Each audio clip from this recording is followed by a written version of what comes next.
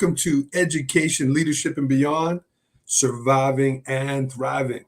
My name is Andrew Murata, host of the show, and happy Saturday, happy August, happy summertime. Welcome to the podcast this morning. If you're tuning in live, say hello. Give us a welcome here. Proud member of the Education Podcast Network, Voice Ed Radio Canada, wherever you are taking in your podcast. Good morning, and thanks for tuning in. A word from our sponsor today. If you're an educator, you know IXL. I am a fan of IXL. It gives you that instant data. It adjusts to the kids' level, math and science there. Great stuff. Here's a word from IXL. Hey, friends. Andrew Murata here, Surviving and Thriving. And I want to thank today's sponsor for the podcast, IXL. Discover the power of data-driven instruction in your school with IXL. It is the most widely used online learning and teaching platform K through 12. It gives you everything you need to maximize learning, from a comprehensive curriculum to meaningful school-wide data. And IXL's diagnostic is research proven to be a strong predictor of performance on standardized assessments, including NWEA, MAPS, STAR, iLearn, just to name a few. And the best part, everything I just mentioned is all integrated into one platform, so you can simplify your ed tech tools. Visit IXL.com to lead your school towards data-driven excellence today. The link is in the show notes. And again, I want to thank IXL for sponsoring Education, Leadership, and Beyond. All right. Thank you for that. Again, if you're tuning in live this morning, say hello. Let us know where you're coming to us from. Maybe it is beautiful upstate New York, Saranac Lake, where our guest today is going to join us from. He's in the office at school on a Saturday morning. Principal Josh Dann from Saranac Lake is going to join us in just a couple minutes. Excited to talk to Josh. We have a lot in common and connections there between our families, school leadership, officiating. So it's going to be a fun conversation. But school's starting. Many of you down south have opened already. Up here in the north, if in Pennsylvania or New Jersey, you're starting Monday. Here, the 26th. In New York, we're kind of right around Labor Day, either right before or right after. So what's that opening theme? As a school leader, as a teacher, wherever you are in your career, what's the theme you're starting with, right? I always like to have a theme. I like to have three kind of points of emphasis that we were going to talk about. And over the years, here was a couple that we did in Port Jervis, New York. This is the year. Cultivators of the pride, in this together, full steam ahead. We're a railroad town in Port Jervis, New York. The trains and full steam ahead. It was a lot of connections there. But I like my props here. It's not magic, right? You're preparing for the year, getting ready. You can't sit there on Sunday and say, oh my God, I hope I have a great year. I hope I come up with a great theme. You know, nobody's coming. Josh knows that. I know that. You as a leader know that. It's intentional actions. It's planning that theme, working with your collaborative teams at school to build that theme, to build that culture for the school year. So as you're getting started, I wish you the best of luck and get out there and get rolling. All right, let's get started with the podcast today here on a Saturday. Coming to us live from Saranac Lake in the office on a Saturday. Principal Josh Dann. Good morning, Mr. Principal. Thanks for joining us today. Good morning, Andrew. Happy Saturday, and I just want to wish my wife a happy birthday today. Working on your wife's birthday, so the present you gave her after being married all these years, 22 years, is time away from you. That's right. She was still sleeping when I left this morning, so happy birthday. Get some sleep. I knew he's a smart man. Look at. I mean, you're a smart guy, Josh. Friends, this is Josh Dann again, Saranac Lake principal, longtime school leader there. We connected last year. Josh, I appreciate the time today. I got my theme shirt on here, and as a New Yorker, you know. So how you doing today? How are you today? Doing good. Just got back from dropping my daughter off at Nazareth yesterday. It's her third year there. So I feel good about her living situation and her schooling. We're dropping my other daughter off at UMass next Thursday. So I feel good about that. She's a tough kid going to a big school. So I had a good summer. It's been decent weather, good weather in July. August kind of tailed off a little bit. So I'm ready to go. I love the start of the school year. I told my daughters last night, I said, I might be the only one in the school that just loves the first day. I just love it. I love the excitement. I love the vulnerability, the uncomfortableness, and I always look forward to the first day of school.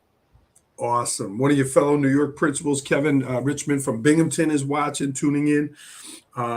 Josh, that's a big adjustment for you and your family. Both your daughters, your first and second child, adjusting to that in your personal life is a big thing. How are you and your wife working through that? It's a good question. I believe my first daughter leaving to college, the first month we struggled. We weren't on the same page, weren't communicating effectively. My daughter kind of was struggling a little bit with homesickness. And I think just the big thing is communication. We've been together for a long time. There's a lot of adjustments in marriage and in life. And so our girls they're going to be great and they're going to do good things. And so, Marcy and I got to take care of ourselves, our relationship. And we still got Quinn at home. Quinn's an 8th grader. And so she's an awesome kid, very independent, and looking forward to the next 5 years to spend with Quinn. Beautiful, beautiful, Josh. Well, you heard the opening theme, Josh, about this, getting ready for school. What's the theme? Do you have a theme this year? Is that something that you do? And how do you prepare for that opening of school? Yeah, I don't necessarily have a theme every year. I do look at how we did last year and think about all the things that I feel need improvement. For example, like attendance, academic integrity with, in the classroom, and stamina with our kids, and just, overall respecting one another. And I think that those 3 things are going to guide us this year. We got to get our students in school, and we got to keep sharing that expectation that, if they're in school, they're going to do well. If they're not in school, they're not. So I try to build the theme on how we're doing as a staff and how we're doing as a school. I'm also a big reflection guy. So I like to reflect on the positive things too. We've had great graduation rate. We have great graduates that have good plans for post-graduation. So just try to, and then get feedback. I think stay current, talk to the students, talk to the families, talk to the staff, and just see how, what their perception is of how we're doing as a high school. Yeah. And the vibe there when I was there last March, again, thrilled to be coming back this fall, building that theme, building those relationships. I love the sign too, Josh, along the fence in the community about the kids holding your head high, knowing who you are. Beautiful message there. Did you have a hand in that message? Who was the one that decided on that message? Again, Saranac Lake, New York, beautiful area. They had a positive message built into the fence that was really on the main drag, talking about keeping your head held high. Can you tell me about that, Josh? Yeah, I think Diane Fox, our superintendent, and our athletic director at the time, Eric Bennett, both were involved with that. And I think the big message is trying to give our students and our community members, some skills and some reminders about, appreciating what we have. Pick your head up, stay positive. Things are going to happen, but we're constantly trying to reinforce that uncomfortableness is part of the process, and appreciating what's around you. So keep your head up, eyes wide open, and just appreciate where we are. Yeah, great vibe there. Got to give my boy Larry Dake a shout out, also from Binghamton. I'm guessing there's a lot of New Yorkers watching today, Josh, when they saw your name pop up there. Larry's on his way to Saranac Lake today. And again, if you've never visited, really a beautiful area of New York. But Josh, you've been doing this a long time. When you say you're a veteran, that's absolutely on spot. what advice, looking back, you mentioned that you're reflective. Looking back, what are some things that you wish you knew as you started that you know now that are, oh yeah, you got to be doing this, or that's something you got to watch out for? What are a Yeah. couple of things that you would offer some newer administrators? It's a good question. I think earlier in my career, I assumed um, everybody knew what was going on and knew the information. And as I got more experience and did this longer, I realized that sometimes people aren't listening or they're not understanding what's going on. So I always try, not always, I try to assume that sometimes when individuals are not doing what I'm expecting them to doing is maybe they don't know. Mm-hmm. Maybe they're not sure. Maybe they're not understanding what is the intention here. So I try to always ask, like, can I help in any way? Is there anything I can help with? Because here are the expectations, and I feel like that we have a disconnection there. Is there anything I can do to help? And I think communication is huge. And I think that explaining what I'm thinking and explaining my decision making is helpful for people to understand why this administrator is making these decisions for all of us. And so I think in the end, assume that people don't know, and if you have that assumption, then you'll start kind of having conversations and making relationships around people, not sometimes about their their work ethic or their performance. Yeah. And you could tell that's a reflective thing, right? You're not saying, why aren't they doing this? You're looking within about maybe, hey, I didn't get this out enough. And I would add to that, Josh, I tried to use a lot of different avenues of communication, whether it was an email, a reminder on the loudspeaker, a bulleted list at the mailboxes of A, B, and C, those things to kind of reach them there as well. So pretty. I think if you ask my staff, they know that I'm always reminding them of things that I feel like are important.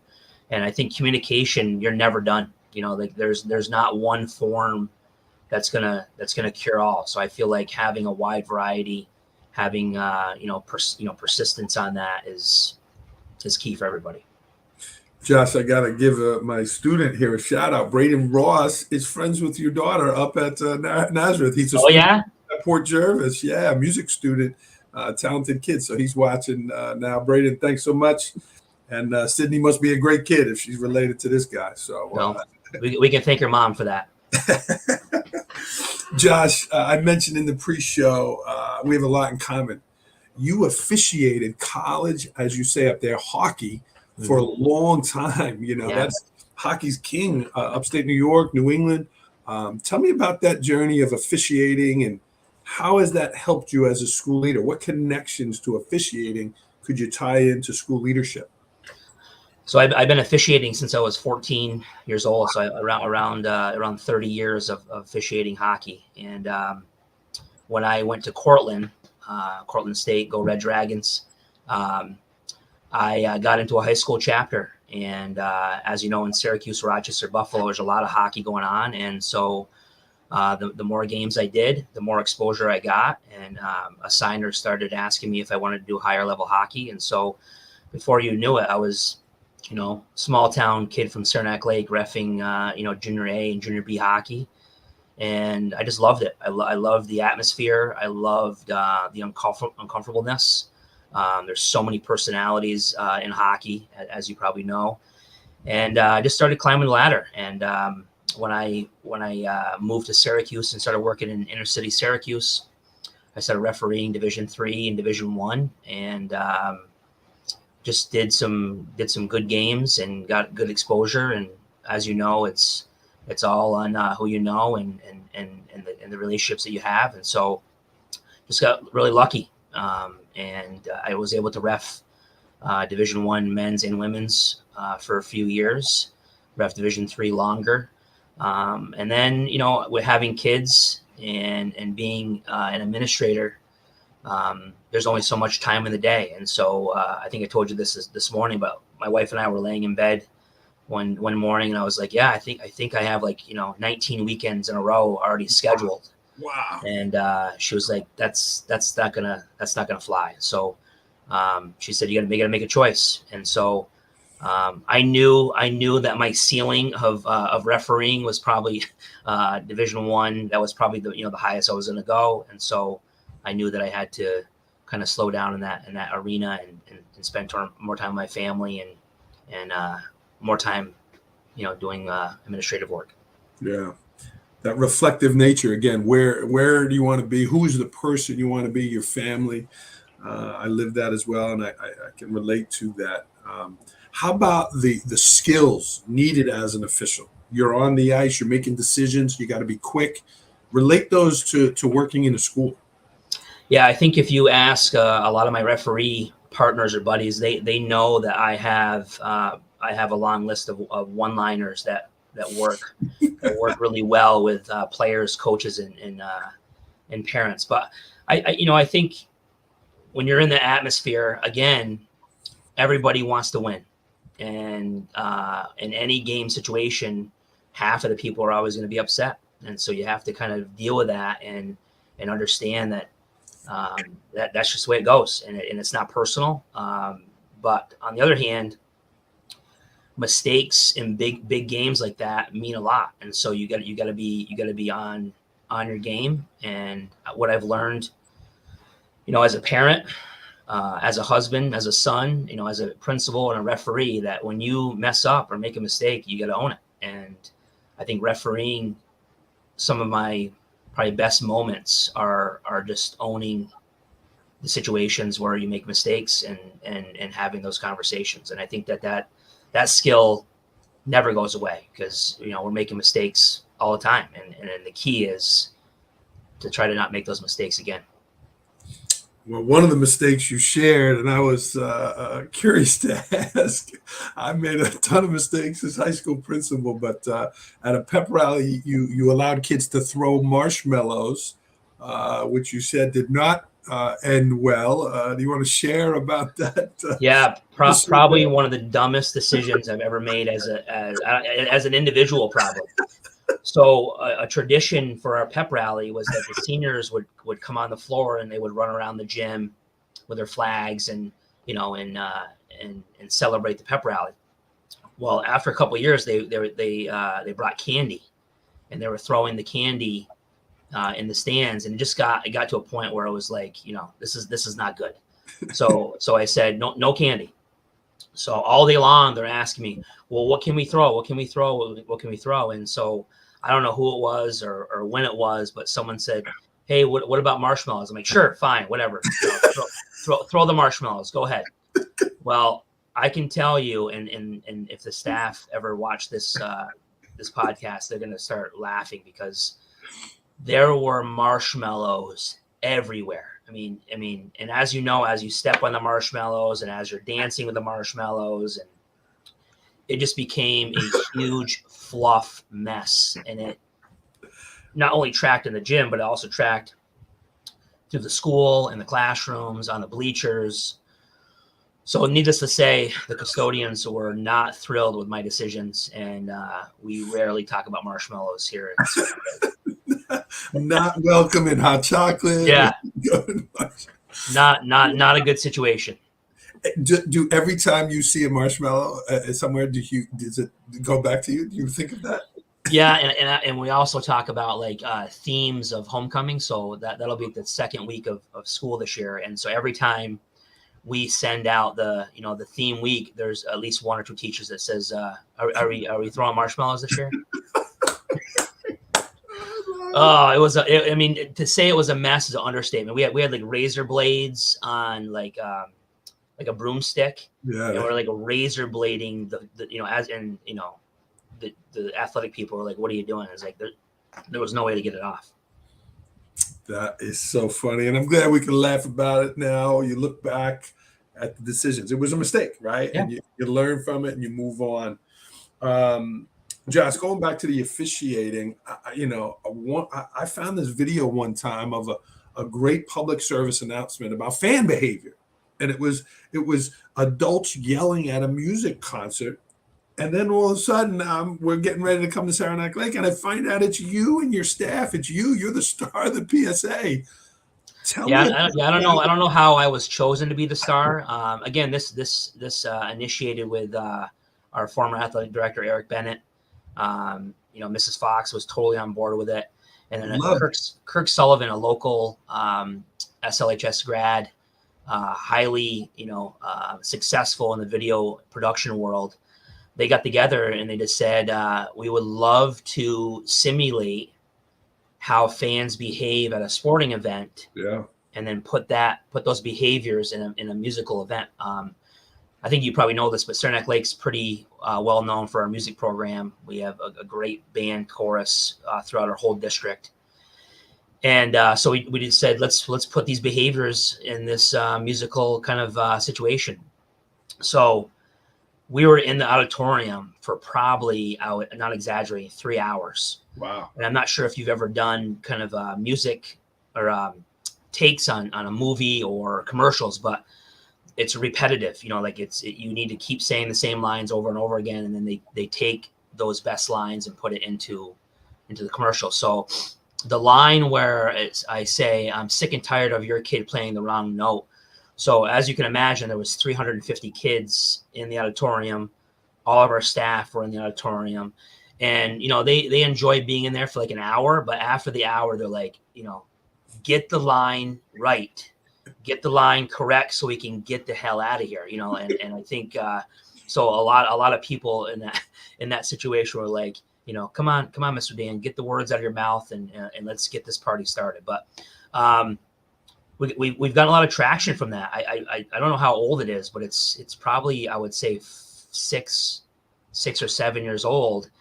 And the NFHS adopted the video, and they show it during their state championship. So every once in a while, I'll get a text or a comment like, we saw your big head on the screen again, yelling at the kids. So it was really phenomenal. If someone's watching, maybe they could pull it off YouTube. Just type in Saranac Lake PSA, and it's short. It's about a minute, right? Is it? Yeah. Yeah. Yep. But it's powerful. But we'll get it in the chat. And again, making a positive impact. Trying to reach your community, trying to reach more people for the betterment of the kids. So kudos to you and the staff. And it was a lot. Yeah, it was fun. The time was worth it. Yes, it was. No marshmallows that day. No marshmallows. Maybe that'll be the next video. You should have thrown one. Josh, again, surviving and thriving, our mental health, taking care of ourselves on the journey. You now, as a wellness, you're a golfer. You've turned into a golfer. You enjoy playing golf. You play with different people. You play with your dad. Tell me about what golf does for you as a wellness thing. Yeah, I've been playing golf a long time, but I think when our kids were young, there just wasn't a lot of time to do that. So I would say in the last 3 or 4 years, I've been playing golf pretty regularly, and I'm still not that good. I wish I was better, but I think golf is one of those things where yesterday has nothing to do with today's round, and I think that's similar to the work here at Saranac Lake High School. Is that you can use some of the experience that you had from yesterday, but the decisions and how you maneuver today are just going to be so different than it was yesterday. And I think the same thing with golf. There's never the same shot. You're going to mess up. You're going to make mistakes. You're going to, your head is going to tell you one thing and your body's going to tell you another thing. But it's social. I'm a social creature. I love hanging out with friends and relatives and my dad. And so, I'm still looking to improve, still looking to get better. But I just think it's relaxing.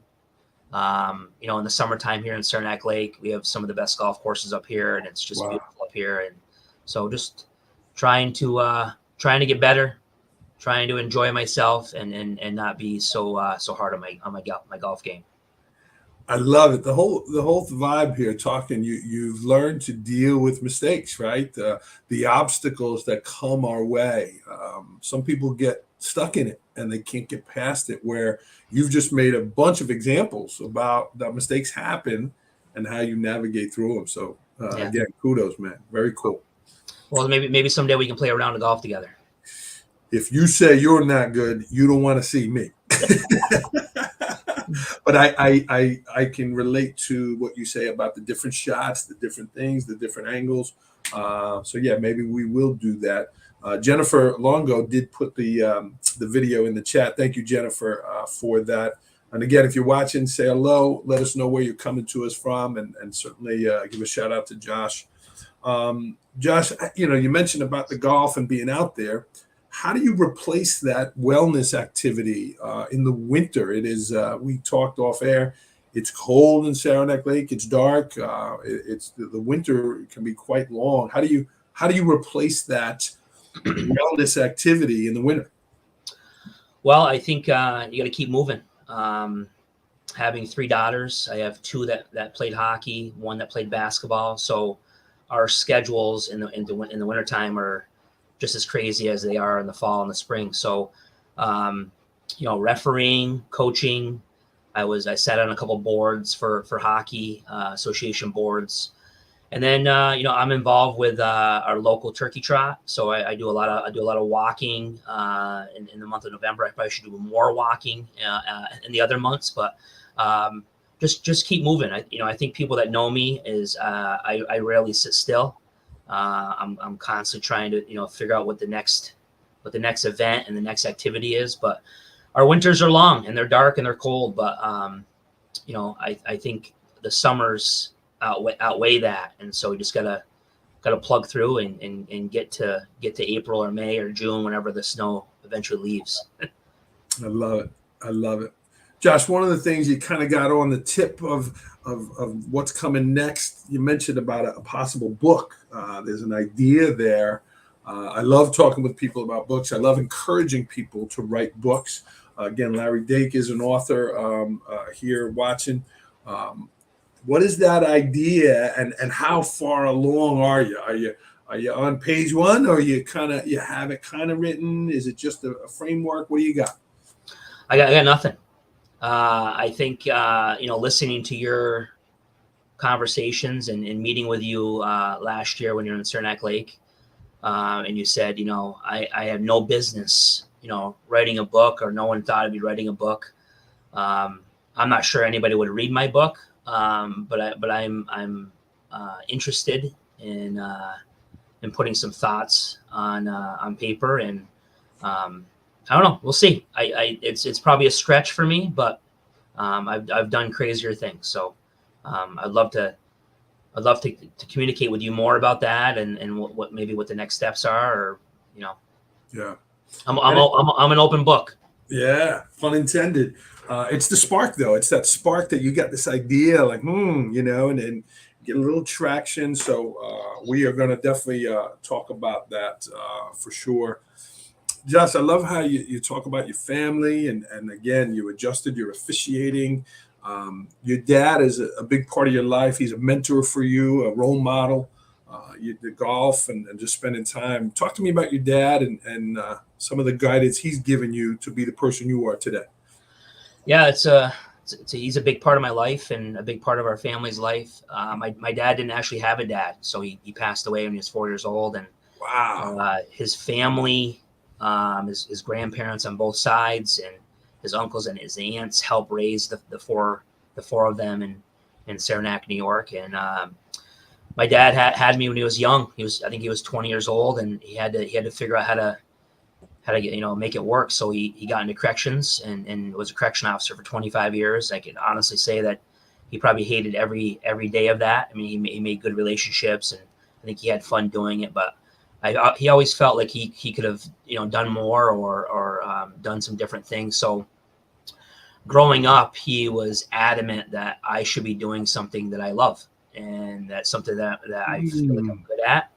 And so it was a constant conversation about going to college, and pushing myself, and not not being afraid of making mistakes and just keep pressing on. And so when I was younger, all my friends would say this, as my dad was very strict. He didn't pull any punches. What he said, he meant.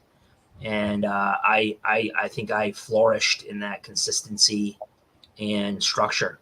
I needed that as a kid, and so I felt like he kind of gave me that structure and stability to be where I am today. And we're only 20 years apart, so we hang out together. We have a lot in common. Family's huge for us, and I think that still to this day, if I slip a little bit or make a comment or say something to my kids that I probably shouldn't say, he bounces right back to that consistency and structure, and he knows that that I need that, and so I owe a lot to him. He's a big part of my friend group. My friends love my dad, and so I think he's just he's one of those guys that has high expectations. He used to always discipline me in one aspect and then leave the room for a while and then come back and give me that hug that said, listen, I'm doing this because I care about you, and I want what's best for you. So he just good dude, good guy, and I appreciate him. God bless. Great story there, and that firm discipline, that consistency we all need. And again, it goes into the job that you're doing, right? The same type things you're talking about. So beautiful share. Yeah, Jove is saying the same thing. Jove from Missouri there. I do want to thank Jennifer Longo again. Put that link in the chat, and she's from also Binghamton, BT Bosse's. Josh, I want to give a shout out to Melissa Butler, school leader in the district. Helped make the connection. I know she's watching as well, and has become a great friend there. So very cool. Josh, anything you wanted to talk about that we didn't hear? Anything that you kind of wanted to say?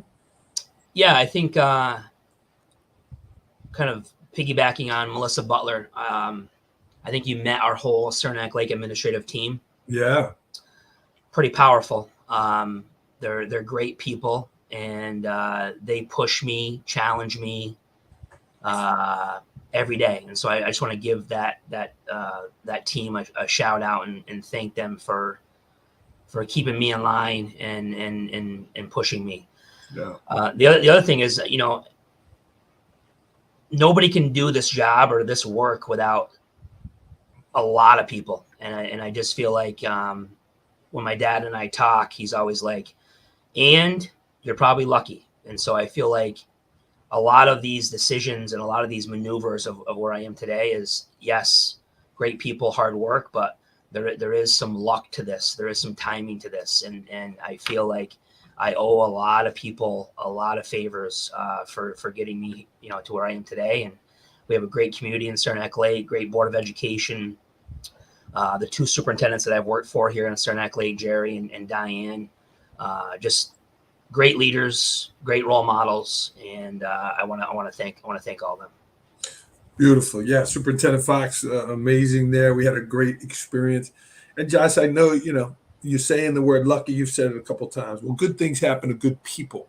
And if you didn't have those relationships, if you weren't the person, right, the harder you work, the luckier you are. And so I know you're doing those things. As I said earlier, it ain't magic, right? Those connections are because of the person you are, the warmth you bring, and even adjusting the show. We had a different time. Here you are Saturday morning on your wife's birthday in the office to be able to do this. So I appreciate it. So that's awesome there.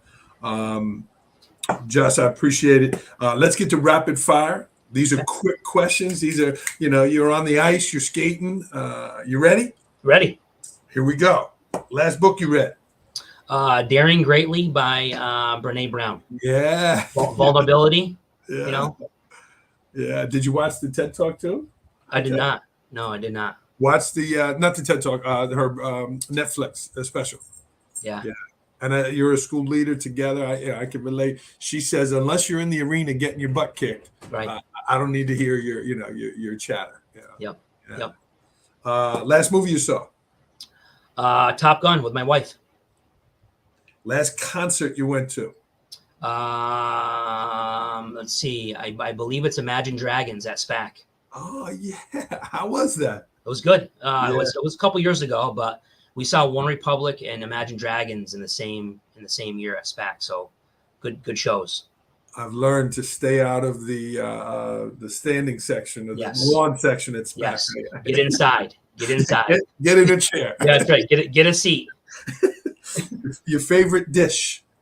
I don't know. I think anything Italian and anything pizza.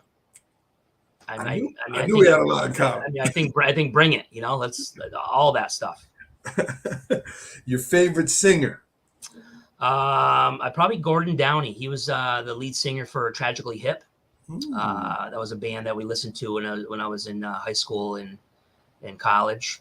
I've been listening to a lot of country these days. I don't really have a favorite country singer, but I think as I get older, I'm listening to more country. So you can hear the words, you can understand the words. Yeah, that's right. You can relate to them, right? You can relate a lot of stories, man. Slow it down.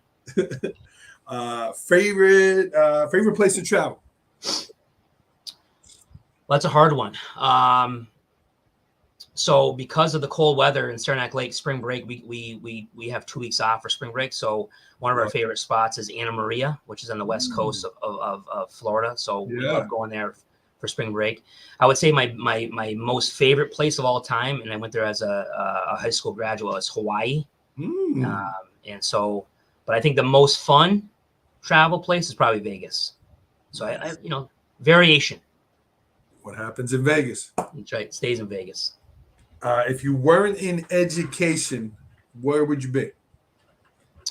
Probably something to do with sports. My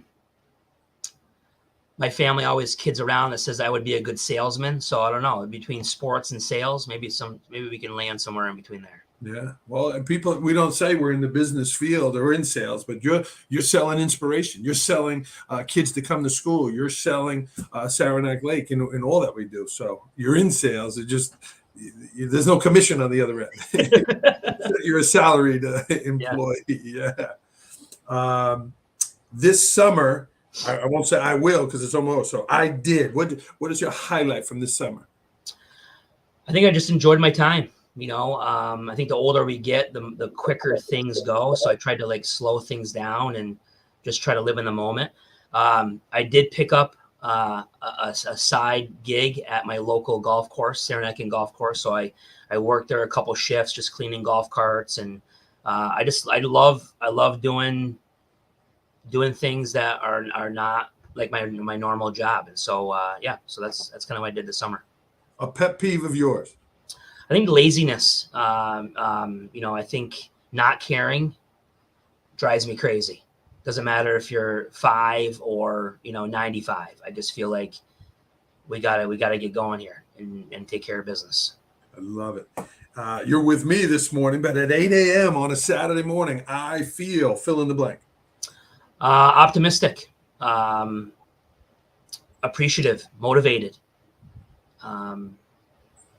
Keep moving. Love it. One thing you're curious about? I think how Marcy and I are going to be with Quinn for the next 5 years. I think we're going to be okay, but again, another transition, another change, and we'll have to make it work. Yeah, beautiful. Just took his 2 daughters to college. Parents, I'm on the verge of that next year. How do we manage it? Again, all going back to those relationships and connections. Something about Josh Dann that people do not know about.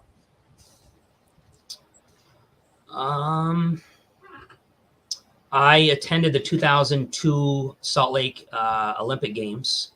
I had a friend that was a Zamboni driver out there, and I was able to watch Jimmy Shea win his gold medal. Andrea Kilborn Hill, who's a Saranac Laker, but was on the Olympic women's hockey team, and I was able to watch her play. So had a blast out there. Syracuse City's spring break was the same. Winter break was the same time as the Olympics. So I spent 10 days out in Salt Lake City. Incredible. Will you go out again? They got it. I hope I can. I think it's just amazing atmosphere. Nothing like it. Nothing like it. We just had David Pendergast on last week, who's from Utah, and we spoke about that. He's about 30 minutes from that community. So pretty cool. Pretty cool. Wow, that's really cool. You mentioned about walking there. Beach, pool, or lake? All three. Probably beach. I like the warm weather, the beach, warm sand. Beautiful. Josh, this was incredible. We have a ton in common here. If people wanted to talk to you more, either about officiating or principal, like how can people get in touch with you? What's the best way to connect with you? Email, Dan, DANNJOS @slcs.org is my email address at the school here. I am on Instagram, JDan18. I am on X a little bit. I am not a Facebooker and don't go on Facebook, but give me a shout. Love to chat with you. I'm always willing to learn and try new things. So reach out to me. And there's a ton of content too. You Google Saranac Lake Schools and some of the work you're doing, and there's a ton there. So definitely check it out. And again, I want to give a shout out to all the New Yorkers watching today, people watching. BT Bosse's, you're right, Kevin, definitely was represented quite well from Binghamton. How about a quote, Josh? You have a quote to bring us home with? I actually have two. One is for the students, which I say often, and don't be offended, but if you don't like it here, transfer. There's a lot of schools that are looking for a lot of good kids, so I say that to my kids all the time. And then my senior quote was, show me a person who's never made a mistake, and I'll show you somebody who's never achieved much. And I feel like that was my quote, almost 30 years ago, and I live by that today. Is I'm in the trenches, I'm moving, shaking, and I'm going to make some mistakes, but hopefully I learn from them and keep moving. Josh Dann, everybody from Saranac Lake. This was great. My weekend, I'm ready to go now, man. Let's go. Let's get it going. Thriving and thriving. I'm going to keep moving. I got to go write another book. This was great, Josh. Thank you very much. Happy birthday to your wife, and best of luck opening schools. Okay, take care. We'll see you soon. All right, you stay on the line a sec, Josh. We're going to sign off here. Again, thanks to IXL for sponsoring the program. To all of our friends that are opening schools, Joe Stickle over in Missouri, Larry Dake. Best of luck as everyone's opening their schools, everybody. We're going to sign off. If I can help you in any way, don't hesitate to reach out. Signing off here on Education, Leadership, and Beyond. Josh, thanks, buddy.